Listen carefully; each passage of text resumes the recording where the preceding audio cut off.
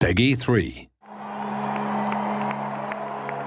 Behind every great manager, you'll find a great backroom staff, and that's exactly how it is in Football Manager.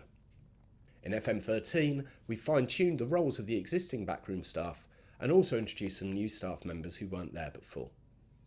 We've already spoken about the new Director of Football role in its own dedicated video blog, but here I want to tell you about the other new roles we have in the game.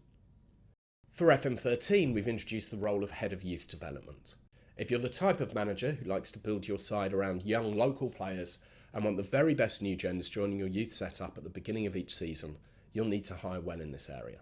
A good head of youth development combined with a wide youth recruitment network will mean you'll get the best local players joining your club rather than going to your rivals. A big tip here is that it's important to consider the personality of your head of youth development, as they're more likely to recruit young players who share their and ultimately your view of the game and how it should be played. Your head of youth development will provide reports on how your youth players are developing, but you can also set him to renew the youth players' contracts and even move on those young players who you don't think are going to be good enough to make the grade.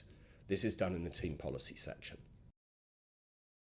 The head of youth development will have his own backup team too, as FM13 also sees the introduction of a number of other youth team staff, including the youth team assistant manager, youth team physio, youth team fitness coach, and even a specialist coach for the underage goalkeepers. Another new and very important role introduced in FM13 is that of Chief Scout. Budget allowing, some managers will employ a vast network of scouts to scour the world for the best talent to add to their squads, and the Chief Scouts will filter through the reports that come in from your scouting network, which should result in a marked improvement in the quality of your club's scouting facility. In short, you'll read fewer reports, but end up with better players.